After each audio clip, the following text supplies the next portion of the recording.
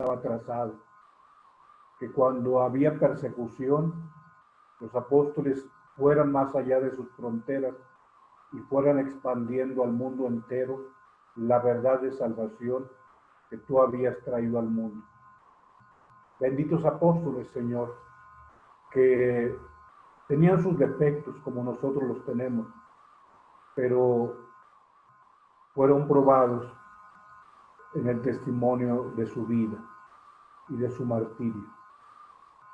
Solamente uno, Señor, no murió con un martirio sangriento, sino un martirio en la soledad, en el destierro. Danos, Señor, el aprecio para nuestra iglesia, para estos cimientos de nuestra iglesia, que son tus apóstoles. Que el Señor esté con ustedes. Proclamación del Santo Evangelio según San Mateo. Gloria a ti, Señor Jesús. En aquel tiempo Jesús, llamando a sus 12 discípulos, les dio autoridad para expulsar espíritus inmundos y curar toda enfermedad y dolencia. Estos son los nombres de los 12 apóstoles. El primero, Simón, llamado Pedro, y su hermano Andrés. Santiago el Zebedeo y su hermano Juan. Felipe y Bartolomé. Tomás y Mateo el publicano. Santiago el Alfeo y Tadeo.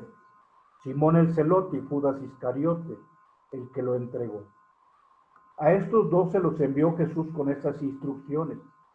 No vayáis a tierra de gentiles ni entréis en las ciudades de Samaria, sino id a las ovejas descarriadas de Israel, id y proclamad que el reino de los cielos está cerca. Palabra del Señor. Gloria a ti, Señor Jesús. Bien, hemos tenido oportunidad de compartir 2 reflexiones sobre este texto de Mateo 10, 1 al 7. En la mañana era el versículo 7, donde el Señor mostraba la ruta de la evangelización. Este texto de Mateo 17 no puede aislarse de Mateo 28, 20. Pero Mateo 17 dice, antes de ir al mundo, empiecen por las ovejas de Israel. O sea, antes de ir a todos los horizontes, empiecen por los de casa. Y así es lo que manda Mateo 10, versículo 7. La parte de abajo. No vayan a tierra de gentiles ni entren a la ciudad de Samaria, vayan a las ovejas descarriadas de Israel. Pero este texto de Mateo 17, que es el primer momento de la evangelización, se complementa con Mateo 28, 20. Vayan por todo el mundo, ahora sí. O sea, lo primero es, empieza con las ovejas de Israel. Yo te decía en la mañana que pues es un proyecto pues no tan fácil. Pues es más fácil vivir Mateo 28, 20, vayan por todo el mundo, a vivir Mateo 17. Empiecen por las ovejas perdidas de Israel. Es más fácil ir a otras galaxias que empezar por los más cercanos, porque los más cercanos nos conocen y saben si lo que decimos lo decimos con congruencia o no lo decimos con congruencia. Y por eso platicábamos en la mañana, ¿cómo están las ovejas de tu Israel? ¿Cómo se encuentran tus ovejitas? ¿Cómo se encuentran tus papás? ¿Cómo están tus hermanos? ¿Cómo están tus hijos? ¿Cómo están tu esposa? ¿Cómo está tu esposo? Padre Rogelio, ¿cómo está tu familia? Ya lo cuestionábamos en la mañana. En la tarde empezamos a hablar de los 12 apóstoles y hicimos un elenco. Escribimos por ahí, ya te compartí, al rato puedes recuperar la presentación de la tarde, donde de forma especial me focalicé sobre Andrés. Andrés, el hermano de Pedro, Andrés el pragmático, así le llamaba yo en la tarde. Pero ahora, dentro de este subrayar al principio, Jesús llamando a sus 12 discípulos, ahora subrayo a Santiago, el de Zebedeo, y su hermano Juan, que son llamados los Boanerges. Adelante, por favor, vamos a ver el perfil de estos hermanos, un poquito su origen. Digamos, hay 2 elementos que pueden ubicar el perfil de Santiago y de Juan. Un protagonismo, o sea, un querer ocupar los primeros lugares. Acuérdate que era la discusión incluso cuando van de camino y el Señor les pregunta, ¿qué van discutiendo en el camino? Es que iban discutiendo, pues, quién era el más importante. Y Santiago y Juan, bueno, se valen de una argucia que pues la sangre materna es inevitable, o sea, quien está aquí y es mamá, y yo mismo que he tenido una mamá muy afectuosa, ubico que nuestra mamá hubiera hecho lo mismo que la mamá de Santiago y Juan, ir a rogar por sus cachorritos, ir a pedir al Señor que tuvieran un lugar muy especial. Imagínate pedirle al Señor de señores, al Dios de Dios, a aquel Dios verdadero de Dios verdadero, y decirle, Señor, que mis hijos estén en un lugar especial, a la derecha y a la izquierda. Bueno, es una hambre de protagonismo que tenemos todos y que no era, digamos, algo que estuvieran exentos aquellos primeros 12 apóstoles. Pero también, bueno, estos hijos del Zebedeo eran también coléricos, eran personas impetuosas, eran personas primarias también, eran personas de carácter fuerte. Es bueno distinguir entre carácter y temperamento. El temperamento es lo natural. Pues a veces tú dices, es que mi natural es fuerte, padre. Sí, bueno, pues es temperamento fuerte. Psicológicamente nos pueden ubicar con un temperamento fuerte. Pero aquí importante es el carácter, porque el carácter es la capacidad que yo tengo de dominar mi temperamento. O sea, mi natural nadie me lo quita. O sea, Dios me lo dio y yo estoy feliz, feliz de mi perfil psicológico. Pero el que yo sea de temperamento fuerte no me permite lastimarte. Por eso el carácter es el control de mi temperamento. Y entonces podemos exaltar a quien tiene temperamento fuerte. Juan y Santiago lo tenían, Pedro lo tenía, Pablo lo tenía. Pero lo importante aquí es el carácter. Que ahí sí es donde en su carácter Rogelio domina a Rogelio. No se vale que Rogelio se pueda argumentar con su natural para lastimar a la parroquia que Dios le confió. Pero tampoco se vale que un esposo o una mamá, porque su natural es fuerte, esto le permita argumentar que pues es su natural y que así es ella y que así es él y que el otro se aguante. Ni al cura le permite su carácter o su temperamento fuerte lastimar a su comunidad, ni a ti tampoco. O sea, aquí hace falta ubicar que no podemos borrar el perfil de Santiago y de Juan, pero hace falta que en esa cólera ellos tengan dominio. Y sobre todo ahorita vemos que hay una virtud que la iglesia tiene que cultivar, la tolerancia. ¿Sí? Adelante, hablemos un poquito sobre este protagonismo y esta cólera de parte de Santiago y de Juan. Hablemos de estos hijos del trueno, por favor. Hablamos de personas temperamentales, pero también de personas que llegan a ser manipuladores. O sea, no es otra cosa, perdónenme, o sea, yo no estoy denostando, o sea, porque lo mismo se puede decir de mí. O sea, son los que tienen una estrategia. Digamos, voy a decirte quién es el manipulador. El manipulador es el que usa a los demás. Ese es el manipulador. Digamos, el que sabe que no va a tener argumentos para convencer de lo que está pretendiendo. Y como los argumentos no son tan fuertes, se va por el plano de los sentimientos, o del destinatario, o de quien busca que sea su abogado, o en este caso su abogada. Van a decir Santiago y Juan, pues a mi mamá no le va a decir que no. ¿Y qué es eso? Sino usar a la pobre mamá. Pero así son las mamás. Digamos, esta es una escena muy humana. Pero bueno, hablemos del temperamental, son vehementes cuando les provoca indignación. pero tienen un temperamento fuerte cuando se les provocaba. Ellos son los que querían pedir fuego del cielo, porque estaban indignados, porque los samaritanos fueron irreverentes, porque no le permitieron a Jesús entrar a su pueblo. Y el Señor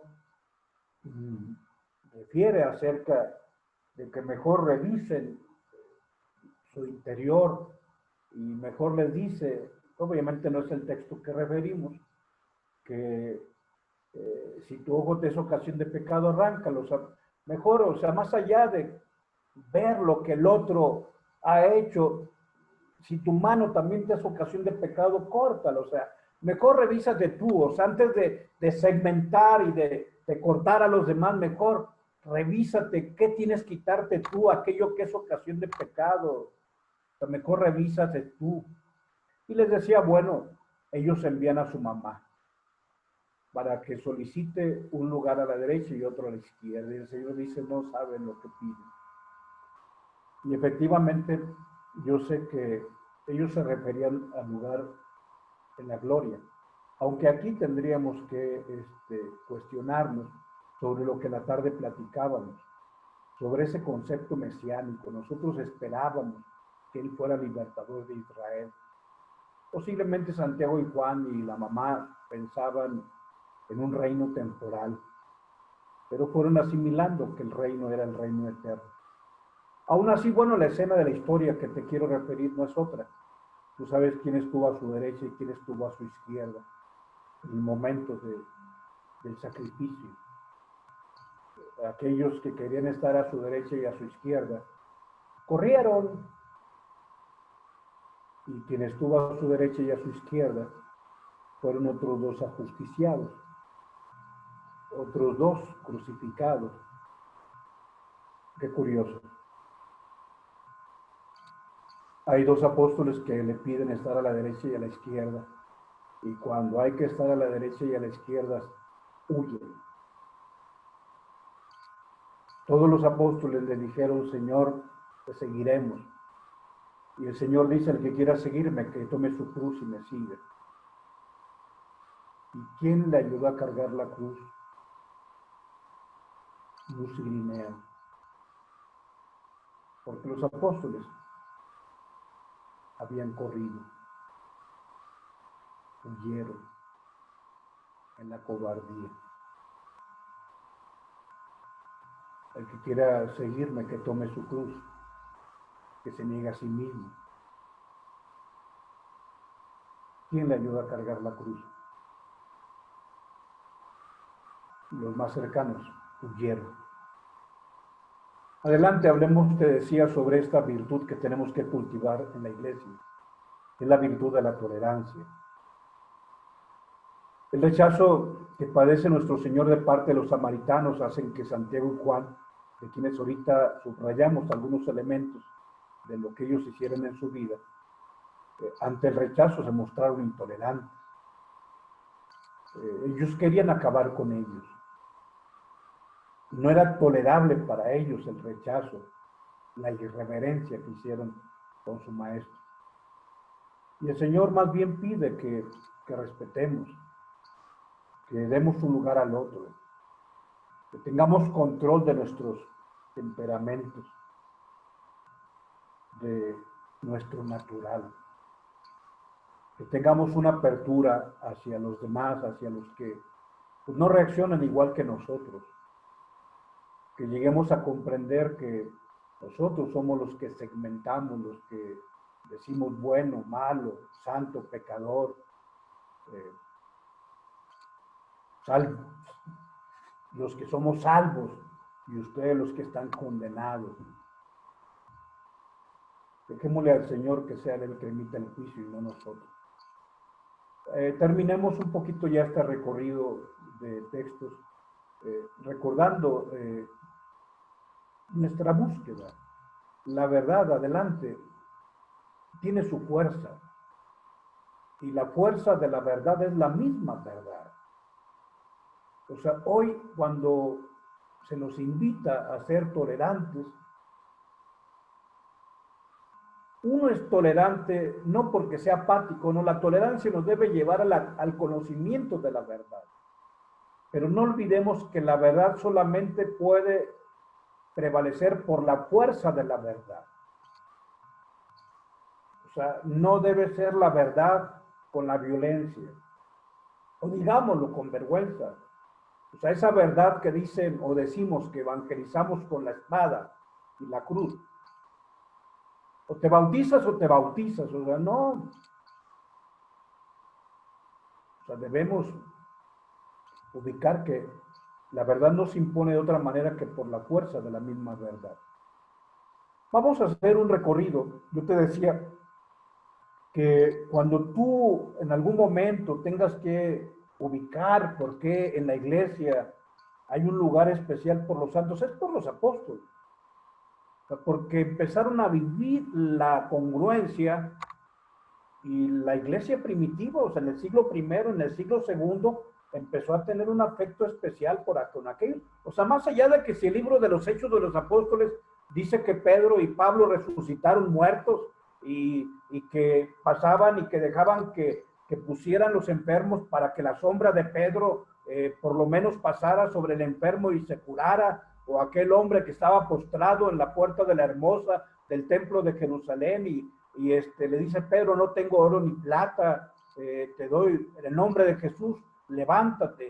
O sea, más allá de ese cumplir lo que el Señor promete por sus apóstoles, donde hace maravillas a través de aquellos que en el nombre de Jesús hacen maravillas, pero la iglesia empieza a ver que sus apóstoles, o sea, fueron de una pieza, o sea, hubo el momento en que aceptaron el seguimiento perfecto de Cristo y vivieron el martirio. Y la iglesia va a empezar a honrar a sus mártires, aquellos que fueron purificados de una forma especial por la sangre del Cordero. Te lo digo antes de darle vuelta a la diapositiva. Existe desde el principio de la iglesia lo que llamamos el bautismo de sangre. O sea, el bautismo es con agua invocando al Padre, al Hijo, al Espíritu Santo. Pero hay quien se preparaba para ser cristiano y lo mataban antes de que fuera bautizado. Y la iglesia dice, recibió el bautismo de sangre. O sea, porque aquel que era catecúmeno, que era alguien que estaba preparándose para ser bautizado, no se derramó agua en su cabeza, sino su sangre. Y cuando estaba siendo martirizado decían, Kyrios, Kyrios, Kyrios, Señor, Señor, Señor. O sea, era la forma en que ellos morían. Mientras derramaban su sangre en su cabeza, ellos decían, Teos, Teos, Teos, Dios, Dios, Dios, Agios, Agios, Agios, Santo, Santo, Santo. Así era como ellos vivían el martirio. Y bueno, la iglesia dice, ellos recibieron pues ya la purificación de la sangre del Cordero, en su propia sangre, confesando al Cordero. Adelante veamos esta historia de santidad. La siguiente diapositiva nos muestra el martirio de Pedro. Un Pedro que pide que sí lo crucifiquen, o sea, pero que no lo crucifiquen como al maestro, porque él dice, yo no soy digno de morir igual que el maestro. Crucifíquenme con la cabeza hacia abajo. Yo no quiero ni merezco terminar mis días como los terminó nuestro Señor. Yo soy un pobre hombre, tan limitado. No me niego al sacrificio, pero mi sacrificio no puede ser igual que el del Señor, porque yo no soy igual que Él. Adelante, la siguiente muestra del sacrificio, San Andrés. Sí, el pragmático. Este hombre intelectual, este hombre con mucha lógica, este analista de situaciones, bueno, también morirá en el sacrificio, una cruz aspada, como se le llaman, en forma de X. Así es como fue crucificado. Acuérdate que la crucifixión buscaba el agotamiento físico, para que el agotamiento, por eso era una muerte paulatina, una muerte poco a poco, hasta que llega el momento en que el cuerpo se cansa y al ir cayendo el cuerpo va asfixiando.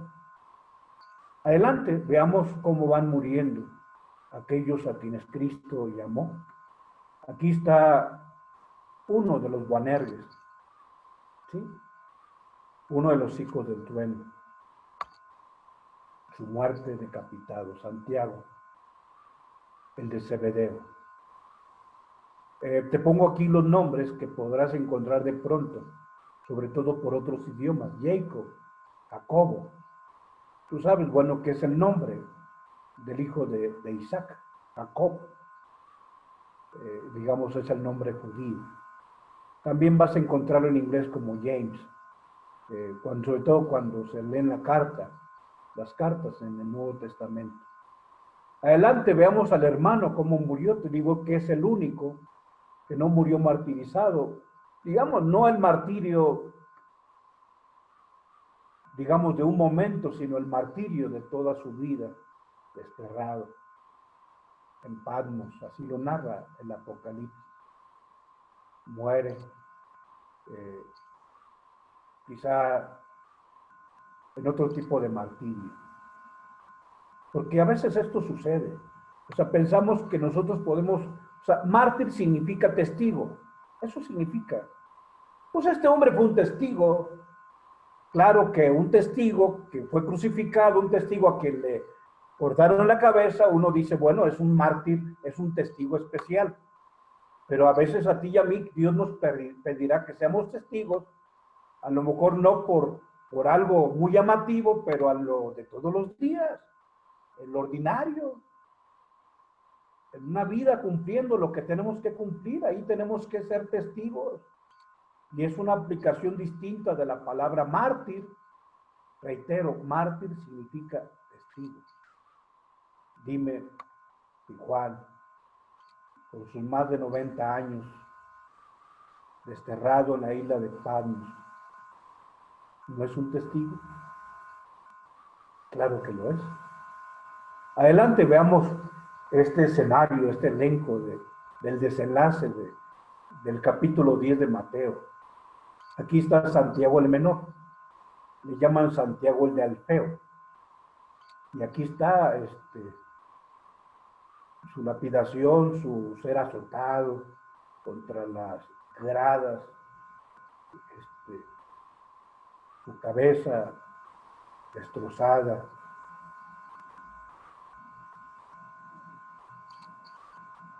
Aquí están los testigos del maestro.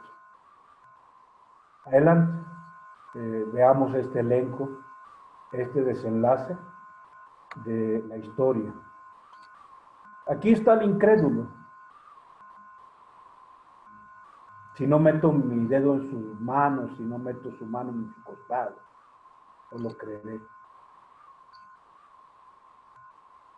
Aquí está el llamado mellizo, el llamado gemelo, lapidado y apuñalado con lanzas. Ahí está Tomás el incrédulo. Aquel que quizá dijo la expresión más bella, y lo digo, de todo el Evangelio. Señor mío y Dios mío.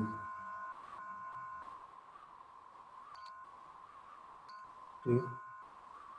Reconoce a Jesús como el Kyrios, Señor mío, y como el Theos,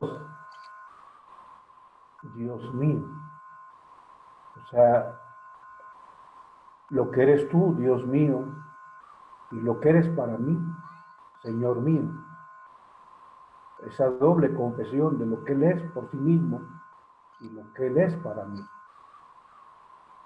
Y esto que repetimos en la Eucaristía, cuando se levanta el Cordero y decimos, Señor mío y Dios mío, aquí está el testigo. Adelante, perdón que este escenario sea impactante, pero pues es la historia. San Mateo, Leví, el recaudador de impuestos. Este tipo de muerte se le llama desollar, que es quitarle la piel a la persona viva, irle rasgando la piel con una navaja muy afilada entre la piel y la grasa del cuerpo, los músculos palpitando, la sangre atrayendo insectos, los moscos sobre la piel palpitante, sobre la carne palpitante. Así murió también el profeta Isaías, desollado. Generalmente los que mataban a los testigos de Cristo buscaban la forma más cruenta de acabar con ellos. Adelante para ir ubicando el desenlace de esta historia. Más allá de Mateo, aquí aparece Felipe, el que te decía el capítulo 14 de San Juan, Señor, muéstranos al Padre y eso nos basta. Felipe, hace tanto tiempo que estoy entre ustedes y todavía no me conocen. Quien me ha visto a mí, ha visto al Padre. Y ahí está. También va a ser crucificado. Va a ser testigo del Cordero. Va a ser testigo del Señor. Adelante, son los 12 los que tenemos que tener presentes. Aquí está aquel que se llamaba Natanael y le hemos llamado Bernabé. Precisamente ahí la referencia a la higuera. Porque el Señor le había dicho, te vi cuando estabas bajo la higuera. He aquí un israelita en el que no hay doblez. ¿De dónde me conoces? Te vi desde antes, cuando estabas bajo la higuera. Y es este hombre que recibió, te decía, el más grande elogio. He aquí un israelita en el que no hay doblez.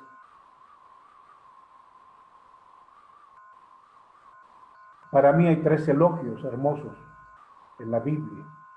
El que Jesús le dice a este Natanael Bernabé, el que dice el texto sagrado de San José, siendo vir justo, siendo varón justo, decidió dejarla en secreto.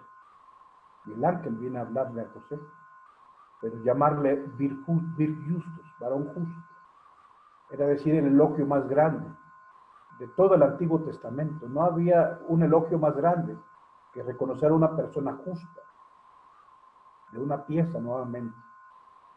Pero el otro elogio, el tercero, es el que el Señor hace de San Juan Bautista, que fueron a ver en el desierto una caña meciéndose por el viento. No, un profeta, alguien más que profeta. Y dice el Señor, les aseguro que no ha nacido de mujer nadie más grande que el Bautista. Y sin embargo, el más pequeño en el reino es más grande que él. Pero el Señor lo manifiesta, el más grande entre los hijos nacidos de mujer. Pero ¿ya te fijaste cómo muere Bernabé? Lo están desollando.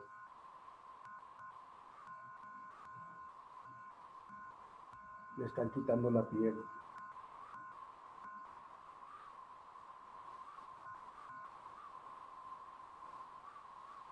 Adelante, vamos ya concluyendo. Los testigos del Señor. Pues elegí esta iconografía por una razón bien importante. Yo hace un momento te decía al principio que fue con estos testigos con los que la iglesia empezó a tener reverencia, con aquellos que Cristo eligió, porque el desenlace fue el de personas que fueron testigos. Pero aquí hay una alusión en un grabado muy antiguo sobre la muerte de este que es llamado Simón, el celote. Hay una columna donde está el demonio y la columna se quiebra. Y esto es fundamentalísimo. O sea, uno piensa que cuando muere un testigo de Cristo el diablo está venciendo. ¡No! El diablo está perdiendo la batalla. Porque un santo es el triunfo de Dios.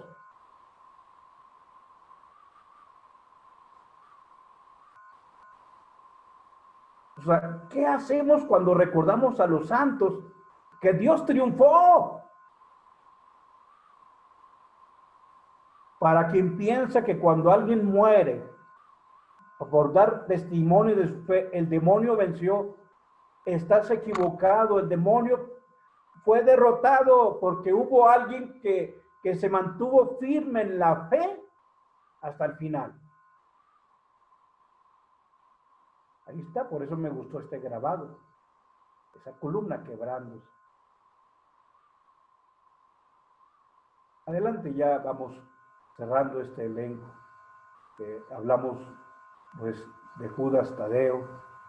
Este grabado nos muestra que Judas y Simón mueren precisamente golpeados. Aquí aparecen ambos en esta escena, y que aparecen en el elenco también de la santidad. Pero vayamos al último de los 12. Por favor, la siguiente diapositiva. Qué tristeza.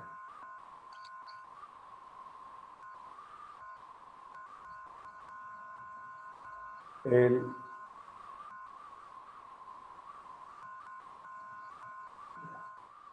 no dio la vida, se la quitó.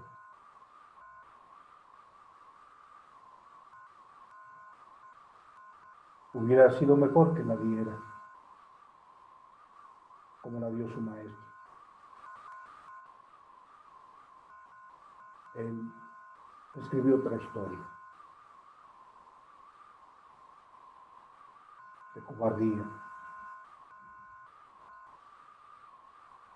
de no aceptar el evangelio del Señor. Él escuchó lo mismo que los otros 11. Él debió haber escuchado Lucas 15, del 11 al 35. Debió haber escuchado los labios de Cristo. Un padre tenía 2 hijos y el menor de ellos fue y malgastó todo. Teniendo hambre quería regresar a la casa de su padre y el padre salió corriendo, lo besó. ¿Cómo se le pudo olvidar?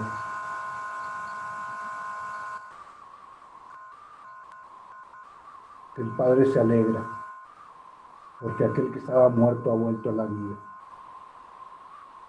¿Cómo se le pudo olvidar que Cristo dijo que aquel que estaba perdido ha sido encontrado y que Dios hace una fiesta por un solo pecador que se arrepiente? Pero lo olvidó. Ya vamos terminando el elenco. Yo no quise excluir a San Pablo. Adelante, por favor, ahijadito. La muerte del apóstol Pablo, también decapitado.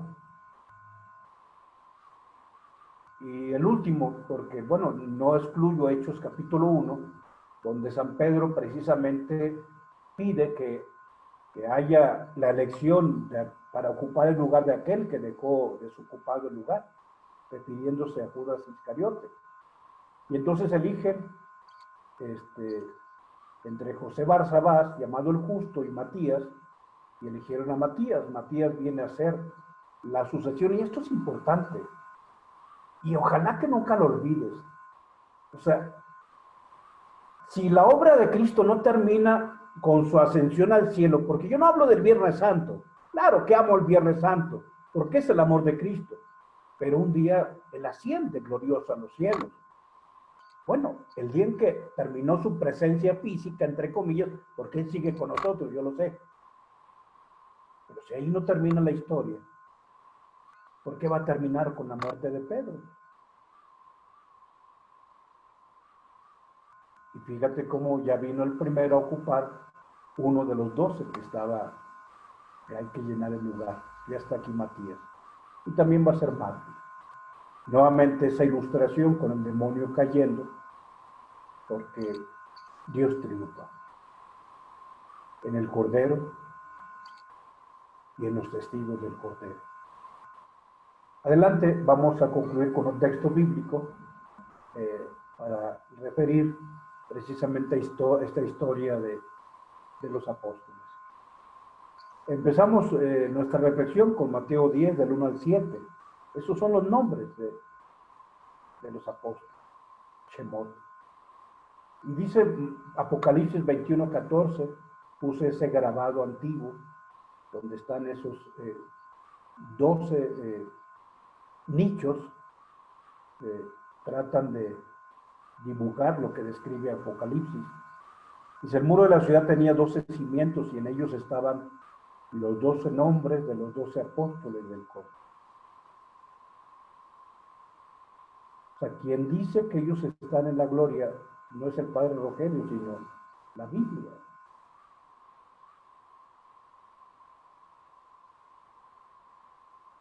Los apóstoles están en la gloria de Dios, en la Jerusalén celestial. Ahí están. Por eso te decía, la iglesia empezó a tener un respeto especial por los testigos de Cristo. Y les decían, ustedes rueguen por nosotros, ustedes que están en la Jerusalén celestial. No se olviden de los que estamos aquí todavía en la tierra. El Señor pues nos bendiga en nombre del Padre, del Hijo y del Espíritu Santo. Amén. Pues muchas gracias por estar aquí, gracias por todo el ejercicio de generosidad que han tenido. Gracias por esta jornada. Por aquí como que ya me respondió el internet. Muchas gracias, Cris. Gracias, comadrita. Gracias, Yola Bonita. Gracias, Vicky y Alfredo. Ana Belén, gracias. Claudia Marina, muchas gracias. Don Jorge Domínguez, muchas gracias. Rosy Gómez, muchas gracias. Sergio y Ceci, gracias. Ahijadito David, gracias. Sofía Subiría, muchas gracias. Celita Zaragoza, gracias. Tere Muro, muchas gracias. Isaac Villegas, muchas gracias. Adelante, comadrita o ahijadito, para dar conclusión. Yo se cortó el cabello.